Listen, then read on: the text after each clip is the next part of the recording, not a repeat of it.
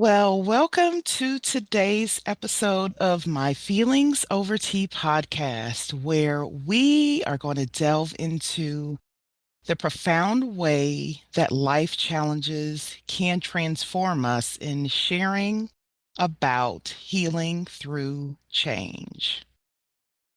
So, I am your host, Dr. Nikisha Tolbert Banks, and I am so thrilled that you are joining us today. Let's begin with this beautiful quote by Lao Tzu. The journey of 1,000 miles begins with a single step. Again, the journey of 1,000 miles begins with a single step. This quote for me is such a beautiful reminder that no matter how daunting a journey may seem, it's all really and truly beginning with one brave decision to take the first step. So today, we've got a special guest. I know I say that about everybody, but this is a really special guest. I'm so excited to introduce to some of you and re-invite some of you to an amazing conversation with Mr. Cesar Cardona, who is here to share his insights and personal experiences with change, growth, and mindfulness. He was raised in a home shaped by opposing political and cultural identities, and Caesar struggled to reconcile his sense of self. But through Buddhism, mindfulness, and self awareness, he discovered how understanding the self leads to inner peace, resilience, and deep connection to the world. So, you all, today, we're just going to dive into this conversation about how embracing change and connecting authentically with others can lead to new beginnings. So, grab your favorite cup of tea, sit back, and join us now for this heartfelt conversation right here and right now.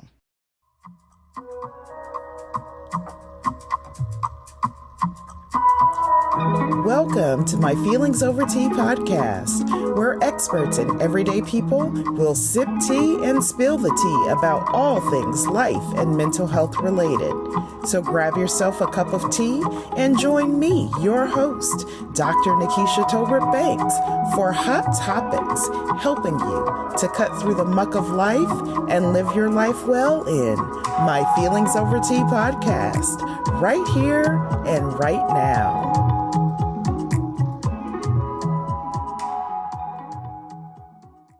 All right, everyone. Welcome to today's show. Cesar Cardona. Oh my gosh, if you guys could just feel this energy. I'm so excited to have Cesar here with me today. He's such an incredible, beautiful soul who has so much to share. I had the pleasure of having probably a 1 hour conversation with him just earlier this week, and the connection and the inspiration and just the wisdom, Caesar, that you shared. I'm so honored to have you here, and I'm so looking forward to this conversation today. So, welcome to the show, Caesar. Dr. Nikisha, thank you so much for that fantastic introduction. Yeah, thank you very Abs- much. I appreciate it. I'm beyond honored to be here. I've been looking forward to this all week. Yes, I love it. I'm excited and I'm glad that you're here. So, Caesar, I want to start out again. Like I said, we had this amazing conversation that just kind of took twists and turns and dips. And there were so many beautiful things that we shared in our prior conversation. And one of the things that I have recognized is that there is a transformative power of perspective shifts that happen after loss. And when we talk about loss, I say that it's individually defined because what I may think of as loss, you may say, oh, yeah, I went through that or experienced that. Really no big deal for me. But to me, it may be profound and life altering. And so when we talk about loss, I really say that it's individually defined. And loss, I think a lot of times people think of like death, right? And that somebody dies or someone passes away, but loss can be, you know, loss of a particular lifestyle or leaving one climate, one country for another. Loss can be so many different things. So you're going to share some just kind of about your story and where you've been. But when we think about perspective shifts that happen after a loss, how has experiencing a tragedy, loss, change, or maybe you're blending that all together? How has that reshaped your perspective on life and the possibilities that it holds? Yeah. So loss is something that every single being on this planet is going to deal with. And I mean being beyond human nature. They're Yeah, trees, plants. right? Yeah. Everything has some transition. Loss is one of the heaviest thresholds you cross over from where you are, where you were to where you are. Breaking that down, breaking that part down is how we can still connect with each other. Because I mean, you made a great point here about I went through A. It's like, oh, so did I, but it wasn't that bad. Yeah. That absolutely, of course, we were all different here. But let's talk about the threshold crossing. Let's talk about the gates that we walked through there. Where were you Mm, before? Where am I now? There's a myriad of things that you can talk about when it comes to loss because change is inevitable. That's just the way of nature, right? right. Things are Yeah. impermanent. It's a Buddhist concept. I mean, it's a known thing, but it's deep into our practice as Buddhists, recognizing Yeah. impermanence. But the moment you recognize it and the moment you realize that this is one, let's say death, for example, this is one Sure. that is life changing beyond the obvious statement, right? The Yeah. transcending of an individual or a being or a pet or a plant or whatever it is has now transitioned from something to something else. Hmm. Let's keep in mind that also so is the version of you living with that being For with sure. you has also died. Transition goes along with it. Hmm. Oh, most people, they're going to cling or lean or lay or rest into their belief systems, which are fantastic, whether they're completely spiritual or completely practical and non-religious, non-spiritual, or somewhere in between. Fantastic, Right. right? As you should. We should all be surrendering to something else. But every single one of those have the realization of the change and the transition that we're going to go through, that we're going to walk ourselves through. We're going to dive into that belly of the whale, right? And we'll Hmm. come back Hmm. out rebirth as something else, Yeah. go into the winter of our lives. And then, of course, Mm, spring at some point will show itself somewhere else.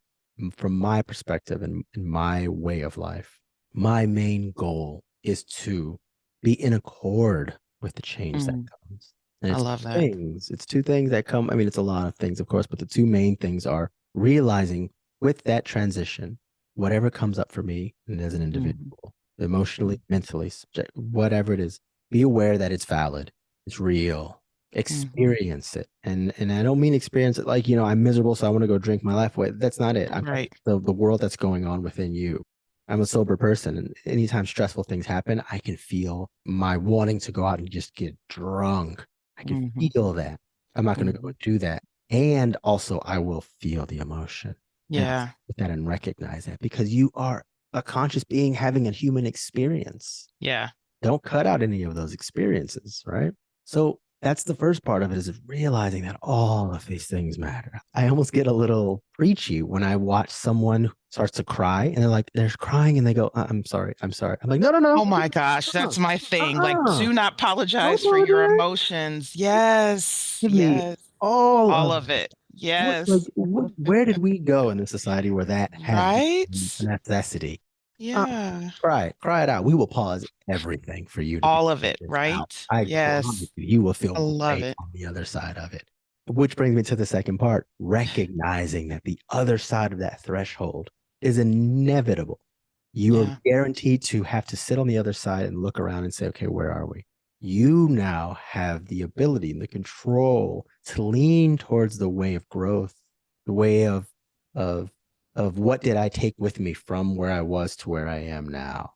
Hmm. Went through the you went through the town of loss.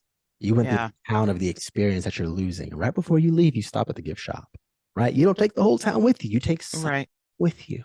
You go on with that. And that is what reminds you of that thing from before. Recognizing where you are, what you're going to get from that transition, because change hurts without question. For And sure. in the act of you going across and becoming the new thing without ignoring anything that came up for you and accepting the transition that comes through, those two and together is how you, one, don't push away change, how you don't defeat change. It's how you transcend change. Mm, And yeah. plot twist for that, every moment is a new change. Listen, that is so good.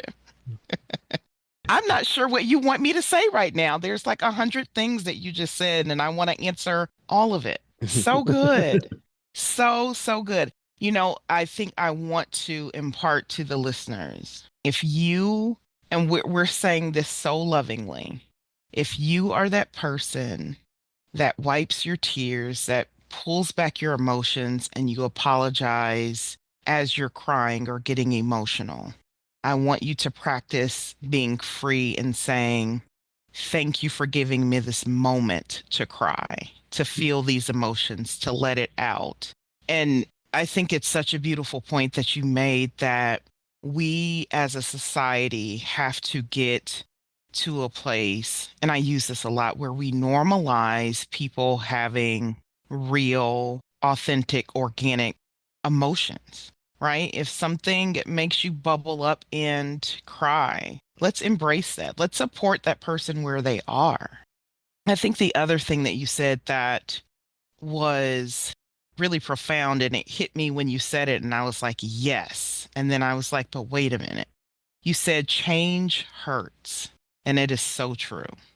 But I also think that not changing can hurt even more. Well said. Well said. Hmm. Oh, well said. Absolutely. Absolutely. Short-term Yeah, pain, long-term gain, right? for sure. That Yeah. that's one of the themes in microeconomics, right? Recognizing like take the path that hurts, man. But not saying, yeah, yeah. It would imagine how many things we've put off in our lives. Hmm. Imagine how many things we've put off because we have worries. Whatever that external thing is not going to do as much damage to you For as what sure. you've been telling yourself the entire time about that. You Yeah. keep putting something off, you're suffering already with it, already suffering with it. And I love that you said saying it with love to Yeah. you listening, whoever you are, because it's the absolute truth. Because it's not that you're doing it wrong. That's not the case. It's the realization of, oh, you don't even you I think you might have forgot. You got that Yes. jewel in your back pocket. Yep. Pull that out. Pull that out. Don't forget Yeah. yet. Right. So it's saying like, Yep. I'm so sorry. I didn't have the jewel with me right now. No, no, no. You do actually. Right. It's in Right. your For back sure. pocket. Yeah. Grab it. Just Grab it. it's You it's got it. back there. You Mhm. didn't even know it was there. Yep. You Yep. Yep. didn't even You know it was there. already have it. I didn't put it there. You have it already. Right. Yeah. Yep. That's where the love Yeah. comes. Yeah. Yeah. I love it. As we're talking about this change and perspective shifts, we're talking about loss and really just embracing how you can navigate that. What steps can you take to turn a moment of loss into a foundation for new beginnings and personal growth? So when you think about that, maybe on your journey, what does that look like? Yeah, yeah. So every new opportunity is going to bring every new scenario is going to bring a new opportunity for you to grab something along. The biggest ones for me, and if I'm thinking of a particular instance, for me personally, there's a large amount of letting go that's required. The letting go of what you expected, for one, Yeah. letting go of being upset because what you expected didn't go the way you asked or the way you wanted, letting go of the control that we very often tell ourselves that we have over something. It's not like you're not in any control either. It's not For that either. sure. But oh my goodness, you are the sailor in your ship. Hmm. You do Hmm. not control the ocean, nor the wind, nor the Yeah. weather, nor the sun, nor the moon, nor the stars, but you are in control of that ship. So there's that, right? But Yeah. be in accord with those. So the Yeah. letting go is the one thing. The releasing of control. There's a part that I feel like, and I work on this my own self, there has to be a mental shift in a lot of conversations.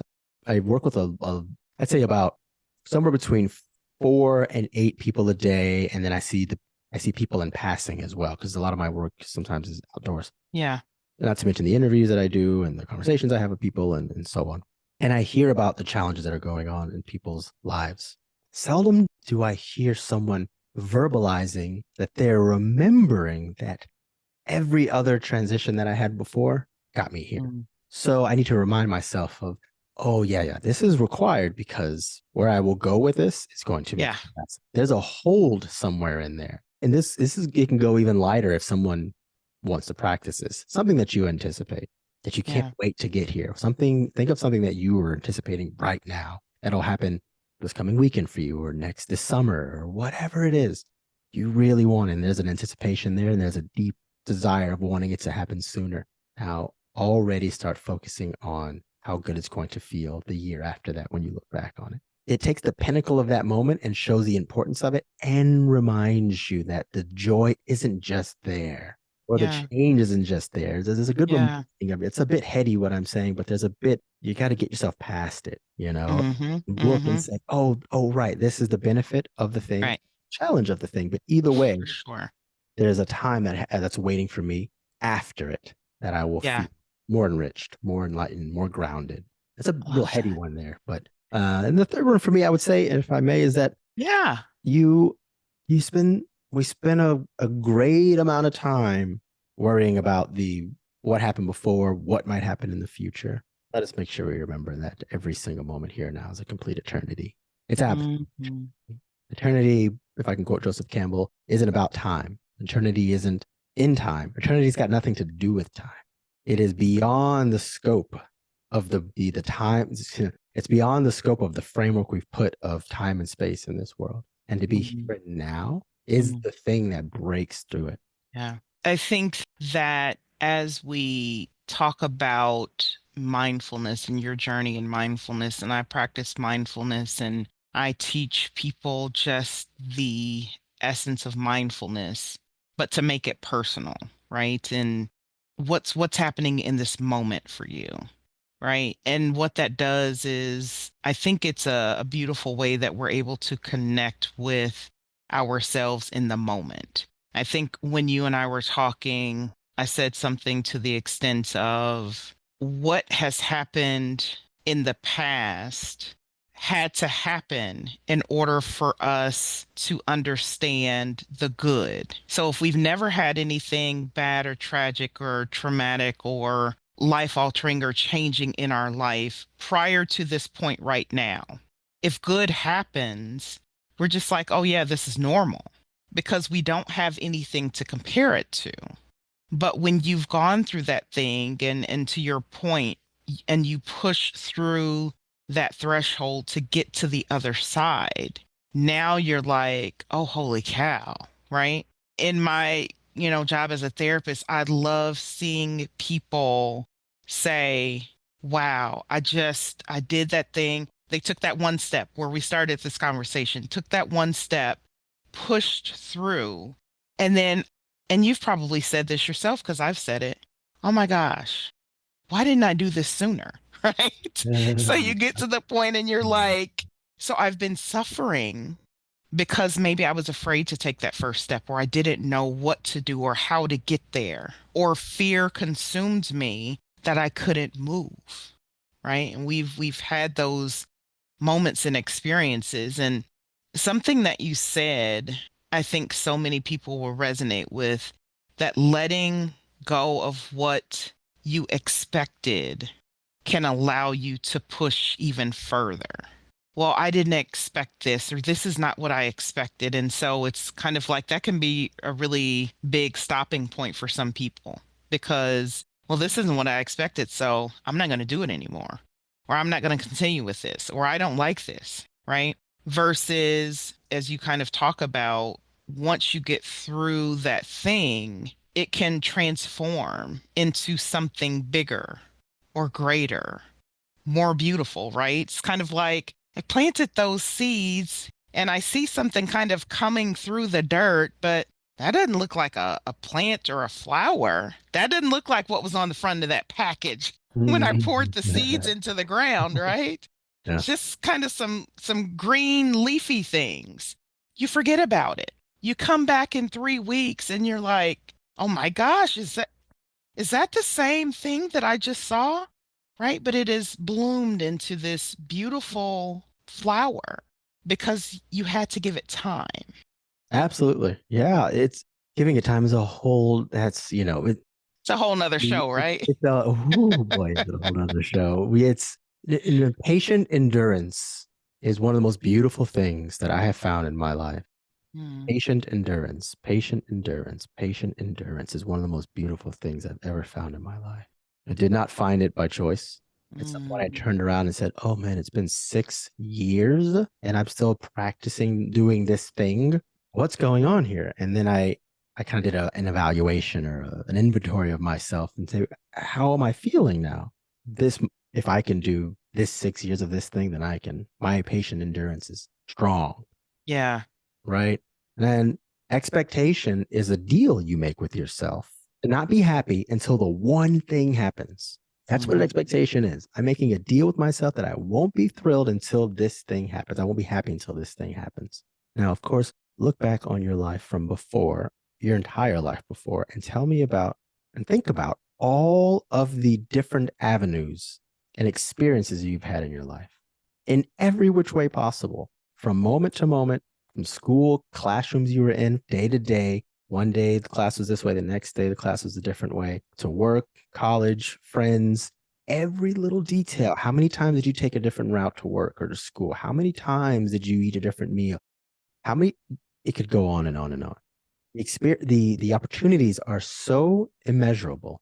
And then when you turn to your future, you tell yourself, I won't be happy until this one thing happens. right. Let's compare that now. Let's make a point. Let's observe the dynamism of experience. Come through, Caesar. Yes. And Let's then talk about it. you turn forward and say, with all of that, I only will be happy until this one thing happens. Okay. Okay. Are you either implying that you weren't happy at all beforehand, For sure. or are you implying secretly that no matter what happens, you found a way through? Mm, Right?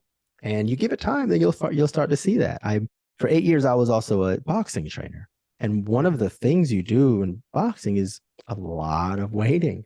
I mean, you got to mm, protect and box and whatnot, but you got to be able to see one spot and wait it out and see when it's available again. There's a lot of patient endurance there. yeah. And then, of course, in Buddhism, a ton of patient endurance, where our whole life is patient endurance. This entire life is one big patient endurance because we believe in something, more For grand. sure. But yeah, I mean, give, I can put it in a nutshell and say, give yourself permission to That's dance with the changing of time.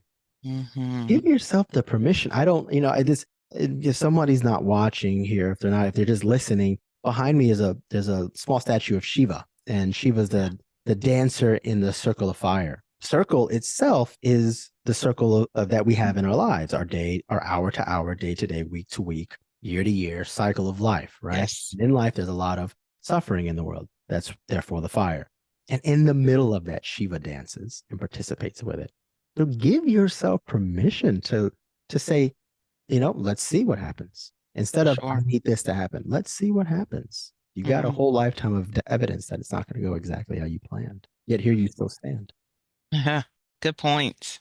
I love the analogy of this dance analogy. It took me back to a time, and I have a picture, and now I've got to go look for this picture. My daughter was probably, I think my oldest, she was probably like maybe 5, possibly 6. And we were out, it was like an open mall, and we were walking, beautiful day. And out of nowhere, this storm brews up, and we couldn't get to the car fast enough. So all of the just huge rainstorm, Mhm. right? She's like, "Oh my gosh, mommy, I'm getting wet."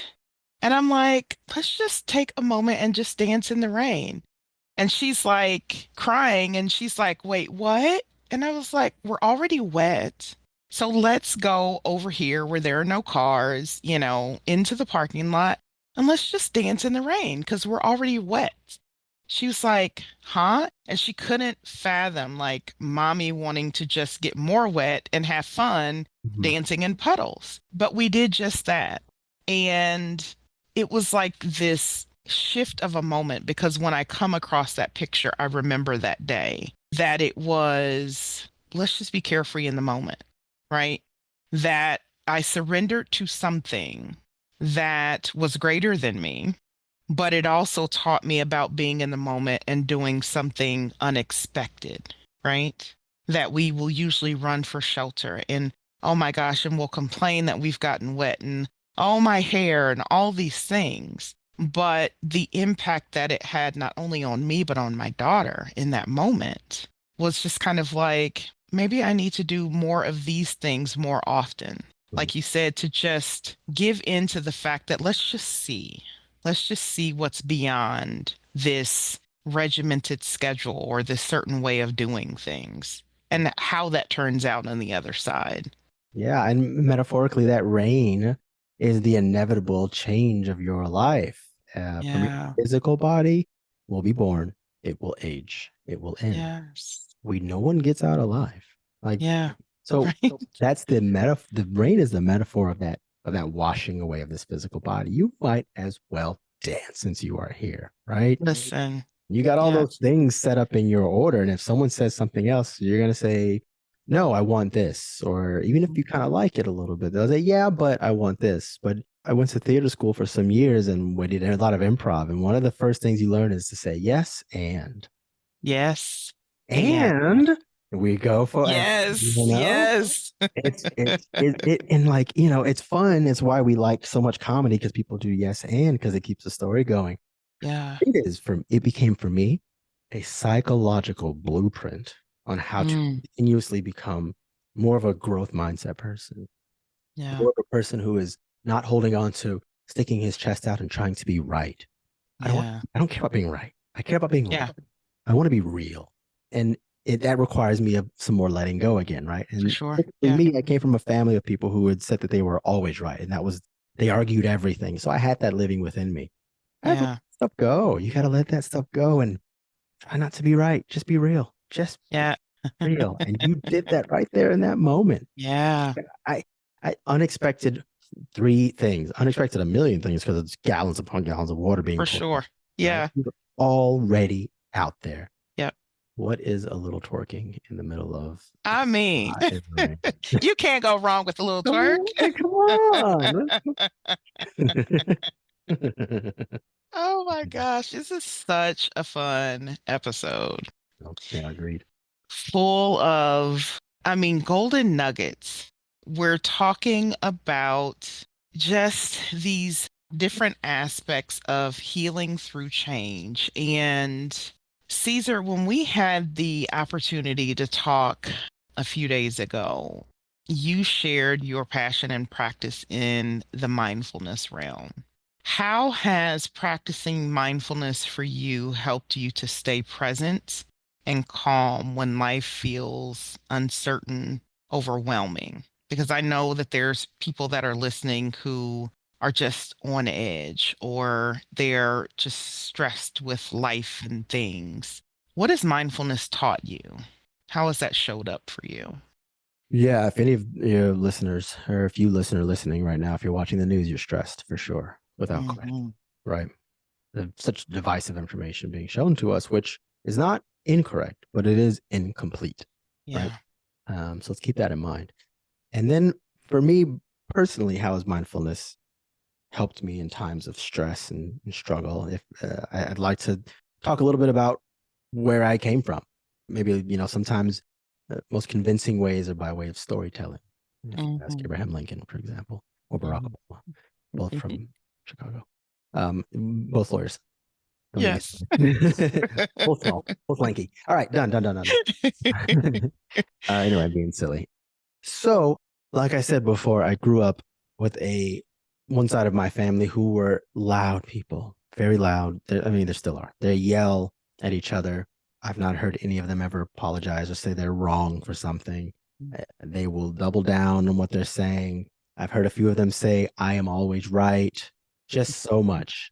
And of course, you grow up with that. Even I consciously didn't want that, I took it on. And I found my Mm, way to iterate that sort of mm, always right mentality. I would never say that out loud. Oh, that was the grossest thing ever. But I still went about yeah. my life as if I was always right.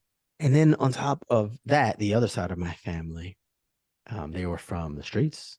So they had an aggressive way of handling things. So you had these yelling people who were kind of clean cut, but Mhm. the other aggressive people who were from the streets, and the two parents just clashed. Mhm. So for me, I got that level of intellectual aggression, also Yeah. physical aggression as well, right? Mhm. I always just thought every conflict resolution had to be met by intellectually being right or eventually just showing you physically, no, no, no, I'm right. Right. And over time, of course, that leads you into the Sanskrit word. Karma is Sanskrit for fruitive action. And those Sanskrit words have a lot of different definitions, but karma Yeah.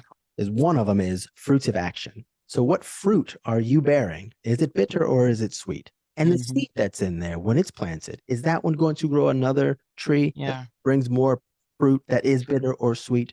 Fruitive action, right? And eventually, Mhm. you live long enough, you might take a bite into that own fruit that you planted. Right. That's karma, right? So over time, I found myself in places I didn't need to be in, around Mm. people that I didn't need to be with. And I ended up in terrible environments, treating myself poorly, being horrible to my own self, having people around me who didn't care for me as well. And what's more is that I also was a very strict and very strict and firm and rigid atheist as well. Mhm. Now, from my opinion, there's nothing wrong with atheism. It just brought out the worst version in me. I have a ton of friends who are atheists. They're Sure. fantastic people, right? Yeah. Fantastic people. And for me, it brought out not such a great version. And all of those things kind of came together. And my life Mm. just started getting worse and worse and worse and worse because of that aggression, because of that arrogance, because of that needing to always be right mentality. And so finally, it all took a big crash. I had no money. I got in a terrible accident. I had to learn how to do everything all over again. I had nothing to show for it whatsoever. And the consequences of my own actions, those fruits that I was growing, the act, the bearing of the fruit, Yeah. actually, someone took me to my own orchard. Let's put it that Mm. way. I got you. you Yeah. you live Yeah. here and eat off of these fruits, homeboy, because you've given out so much. It's you get Yeah. back. And one of the first things I had to do is find something that I always believe. I am a believer of belief influencing actions. So I recognize, okay, what I'm believing, or I guess in this case, as an atheist, what I'm not believing is not serving me, right? Yeah. So I walked myself into a Buddhist temple and I sat down and listened to people talk. And someone was speaking about a celebrity that everybody at the time, and still sort of at the time now, doesn't like. Mm. I live in Los Angeles, so it's pretty easy for people to be vocal about what they Right. don't like. For And we'll sure. all just lean in together because we all agree this person Right. sucks. And he brought up this celebrity, and I felt my body get ready for like be ready to have a witty line to join in with everyone else when they all jump on this celebrity. And the man brings up the celebrity, and then he takes a beat, he takes a breath, and he says, "That poor celebrity, he must be Mm. suffering." And I was like, "Whoa, hold up, hang on here. That's an option." That's a whole option. What's going on here? So it made me Wow. like dive into how do I get a little bit of that? How do Hmm. I grab some of what he just did? You Yeah. say, oh, this guy's terrible. You know what I think about him? And blah, blah, blah, blah, blah, blah, blah. He did A because he's B and so on and so forth. Instead, he said something must be really hurting inside that person. I never heard that said to me before in my life. If I did, Yeah. I completely had just ignored it. But it hit me at a moment that I realized there's something else there. Yeah. So I sat and meditated. And for over time, after meditation upon meditation upon meditation, and a silver lining from the pandemic, I had just became a Buddhist and I was just getting into meditation. So I had a lot of time to sit Yeah. again in that belly of the whale, Yeah. just kind of waiting for this sort of rebirth, right? And that mindfulness started to kick in. And then at some point, after enough meditation, after enough daily work in therapy as well, and journaling and crying, I realized that there was a small sliver between my Mm. thoughts and my feelings, and my actions and me. And that one sliver, it was so small, but it felt like it was a galaxy of distance. And I Mm. knew that I now could watch those thoughts and actions, Mm. feelings from changing or from acting out. And it's always a working thing without question. I still have a biological version of me that wants to always be right, that wants to be Right. passive. But Yeah. I see it now for what it is. I Hmm. recognize, oh, this is a shirt I'm wearing temporarily, or the shirt is showing up in the closet as a moment. I go, oh, not this shirt. Right. Not this shirt again. Yeah, yeah. I know I haven't worn you now in 6, coming on 7 years. Still, no, not it. Thank you, though. Yeah. Appreciate that. Yeah. That mindfulness has been so helpful to me in recognizing my Mm, own self because it allowed me to do things I never even thought I could do, which is mainly say, you know what? I'm wrong. I'm wrong. And that opens you up to saying, let me find out what's better. Not what's mhm. right, what's better. Yeah. If you say what's right, then you can just sit into that and hold on to that one. And then you're just jumping, clinging from one right thing to the next. But this monk told me once, if you find or meet someone who says they found the way, run a way. Because That's so good. there's a multitude of ways, right? Right. And it's so true, you know? So that opened me up to say, I'm wrong. Let me find out what's better. And then what really was beautiful that I felt, and I even did this week. I had a situation that's just been oh, it just ruined me this week. I felt so bad about something, and it was my actions, my accord, and everything. And I felt super embarrassed. And I was able to recognize I was wrong and think to myself, let's find what's better, right? Mhm. And the third thing is I immediately was able to say, I want to take full responsibility for this. I'm sorry. Wow. My actions. I made a misstep. I'm very, Yeah. and I want to find out what's best and I want to learn and keep going. Yeah. That one little space just cracked me open. I'm, I'm really going on sort of a tangent here, but I want to extend that to you, the listener, by realizing everything I described there isn't a me thing. I'm talking Right. about having thoughts, having feelings, having actions, and acting on them. That's all Mhm. I'm talking about. You could be a person who says I'm wrong. Great, Yeah. fantastic. But let's remember that your thoughts, your feelings, your actions, you can put a little space in between. And you're not chain linked to it. Right. You're not driven by it. You're not controlled by it. You're not in you're it's not in control of you. You Mhm. can be a little in control of yourself now. And I'm Yeah. grateful for that from that mindfulness. You know. It sounds like it's been such a good friend to you. Oh, well said. Well said. Well said. Yeah, there's a really great line the Buddha says. It's I think I might have said this to you when we were talking the other day. The seeker, seeker goes on the journey. But Mm. us Buddhas, we just point the way. There's an Mm. implication there that the Buddha doesn't have anything to give you. They just point how you can do it, and you do it. But by Yeah. definition now, they're your friend. They're your Yeah. the Pali word, which is the main language that the Buddha spoke, was the Pali word for friendship, I should say, is Kalyana, Eliana. which for the longest time, if I were to have a daughter, I would name her Kalyana because it's Oh, I so love pretty. it. But in a spiritual sense, the Pali word, it means great, deep spiritual friendship. And that's Yeah, is. We don't see him as, I mean, we give honor to him, for but we don't sure. see him as this like ruling law, this, kind of how sometimes the Western culture can be. It's Hmm. not like that. It's more so like, oh, this man found this in nature. He was Hmm. lived before me. He's passing it on. Yeah. Great. Yeah. My job to go do the same thing, and then so on and so forth. So that's mindfulness. And then, like you said, yeah, it's been a great friend. It's just an endless friend, a well that just doesn't dry up. Yeah. I love that you share how mindfulness has shown up for you, how you embrace it daily. We had a mindful moment before we even started the show today, and you were so gracious and so kind to just allow me a moment to settle in. And, I think as you talk about the beauty of your story and your journey and where you came from and just your family dynamics and how it puts you in a place of now being able to kind of look back and kind of see these different sides of your life and the makeup of you. The one thing that you said is just that I think sometimes people find it difficult to be able to apologize or just acknowledge an error in their way with whatever that is. And you said, I'm going a little bit off on a tangent here, but I'm thinking, no, no, no, this is perfect. Stay where you're at, right? Because as I was thinking about the show and some of the things that we had talked about and some of the things that I wanted to share with the listeners.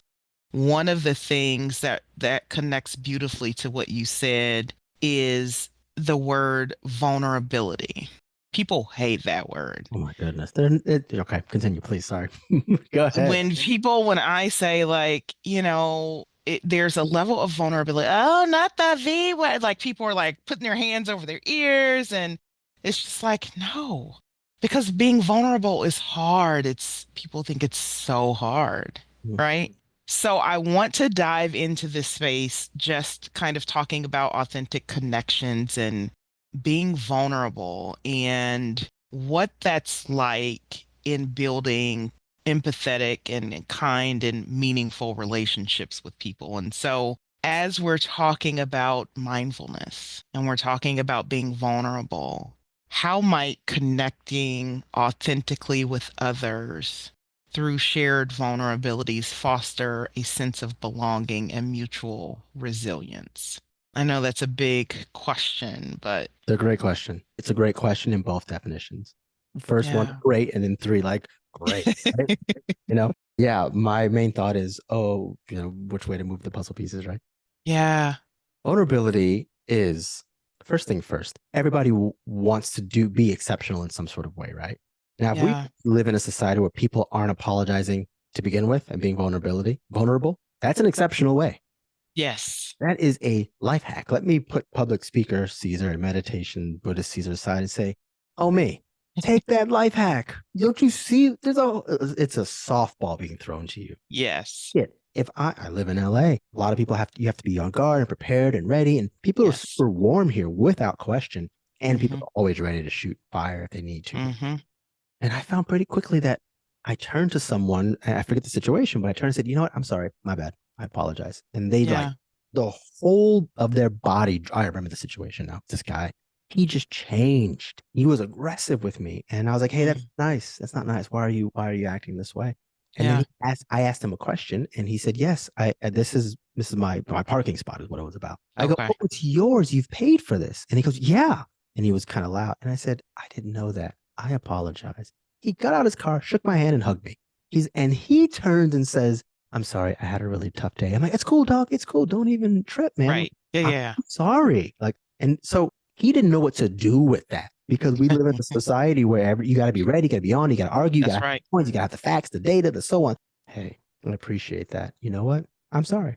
I My probably bad. read it. It could have been on me. Right. And you can even double down and be silly. Like, you know what? Sometimes I forget my own name sometimes. That's just where I go, like I Right. can be a klutz. I can whatever, Right. whatever. And like, Yeah. oh, it's such a life hack in this society, in this culture, right? Hmm. You do it first. I'm not interested in winning or losing, but if you do it first, you win Yes. because you made everybody safer. Yes. Now Yes. everybody wins, right? Yes. Yes. So to bring the ship back over towards vulnerability and mindfulness, I find in a personal sense, going away from the external, working with the world, I find in my life, it is tough to be vulnerable. It is tough to have those emotions and to address them verbally. One, if you verbalize something that is fear based, which is being vulnerable, when Mm-hmm. you verbalize it, it goes from your amygdala all the way into your prefrontal cortex. So instead of it Right. being this mysterious, scary thing, Right. now you've Yeah. prefrontal cortexed it Yeah. and you've put a frame around it. And now you know Mm-hmm. what it looks like. And then what do you do with the frame? You put it up on the wall. You don't keep Yep. it in your back pocket anymore, right? You put it somewhere. And then at some point, very soon, for me, I've been working this out as much as possible. It takes about a day or so, but Yeah. at some point, though, between then and a week, maybe a little longer, you feel amazing because you're not carrying that stuff. That's right. Like, Yeah. what's the psychosomatic thing of where people have a lot of heavy burdens and their back starts to hurt? They have a Mm-hmm. lot of Mm-hmm. things they're juggling in life, Yep. not physically, and their lower back starts to hurt. Please tell Mm-hmm. me why you want to hold on to this. Mm-hmm. Please tell me why. This is your opportunity right now to drop it right where you picked it up. It feels amazing. Yeah. Say, yeah, I did. I apologize about it. Yep, I totally did. You can move forward and however people take it, that's not your Yeah. situation. That's not your issue. That's That's not your journey. yeah. Yeah. You know you did your side. That's right. You can. And you feel so light. Oh mackerel. Like yesterday Yeah. was a tough day for me. I had such a hard time. I was embarrassed. I was insecure. I cried a lot. And and I knew the entire time I would get to today. Today I feel fantastic, which is typically how I usually feel. Right. Yeah. I just would have doubled down. I would still feel how I felt yesterday, Right. today. Yeah. Angry, trying to double down, trying to stick with what I thought was right. And I don't know, Hmm. I made a mistake. I'm taking accountability. Yeah. My bad. So sorry. Yeah. I feel fantastic today. I moved on and Yeah. I'm going to carry it. And the people that were with me around, they moved on too because they're like, Right. cool, great. We love his Yeah. humility. Cool. Yeah. Like Yeah. another tangent I'm it could be going. No, I Like, get it. No, you this is good. This is going to help someone to get unstuck. know, it's such a gem. It's such Yeah. a treasure. And it's right where you are. Yeah. But Frankie Beverly has that line. I say this line all the time on my public talks because my mom used to sing this line to me. Frankie Beverly and Mays has that song called Running Away. And in the line, in the second verse, first line, he says, if you get confused, don't go nowhere else. You're going to find all that you need right Yeah. there in yourself. What you're looking for, you don't go anywhere but right where you are. That's right.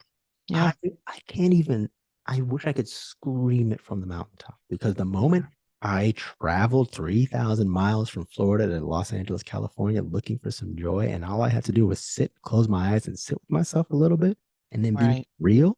And with me this whole time, dog.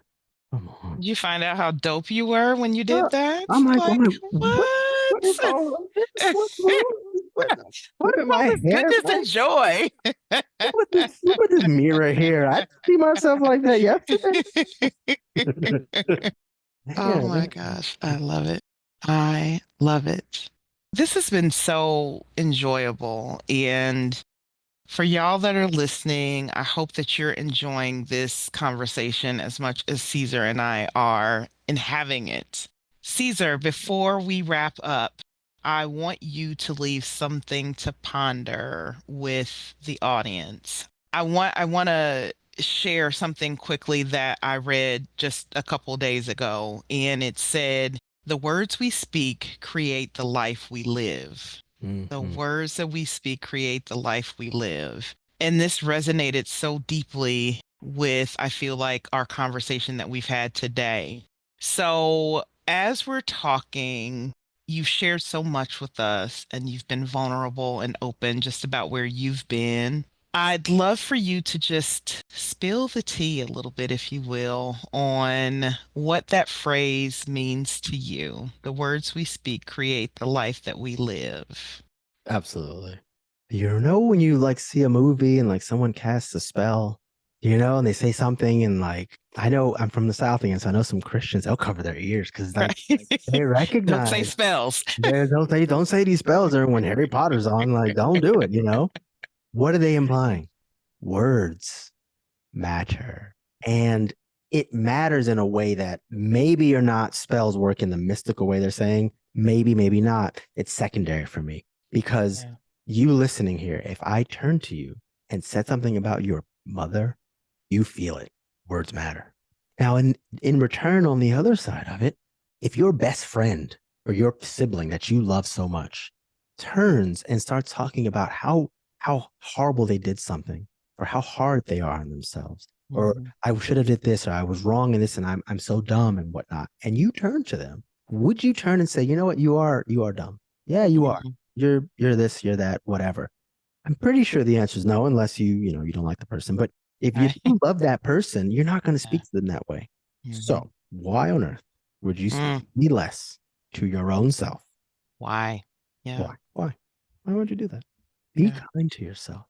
Yes. And that projects outwards. Say the good words to you and then say the Yes. words outwards. I saw this Yeah. life hack that someone said. I saw it on online today. It said, life hack. Name one of your if you talk to your plants kindly, name one of Yes. your name.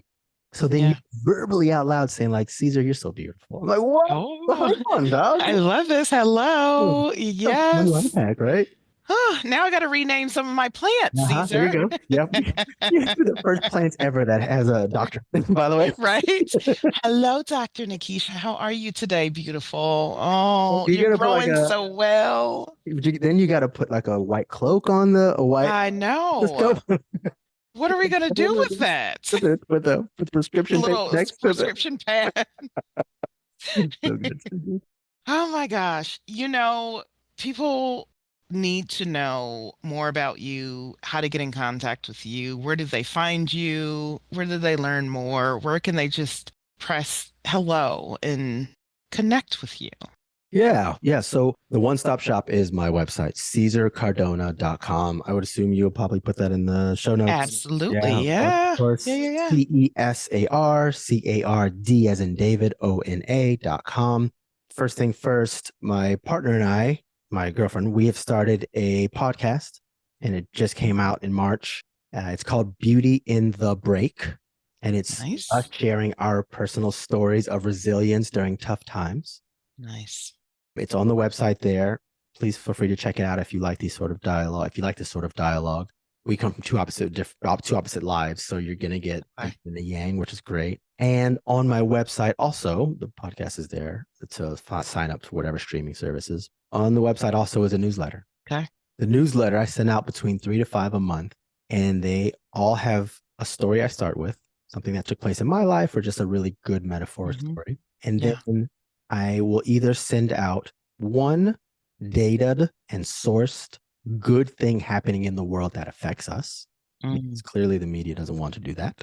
I love it. And two, a small or independent business that we can support and share if we want to buy stuff for somebody for a gift or Nice. whatever. And it's for the most part, and because this is important to me, it's the employees are treated fairly. It's eco-friendly. It's these people are progressive people, thinking people. They want to make sure that they're more inclusive and less divisive. And I share Yeah. those things with them. And of course, on that website, there's a contact page. I highly would invite any person who wants to have a dialogue via email, Zoom, or Love it. whatever. I love this sort of stuff. I teach meditation as well, so please, there's also that. Awesome. CesarCardona.com. Is that That's correct? correct. Yep. All right. That's where you can find this beautiful soul. Caesar, thank you so much for being here with me, spending the afternoon and early afternoon with me. All right. You all, thank you to our listeners for being part of this journey today. If this conversation resonated with you, please share it with someone who might need these words of encouragement that we shared today.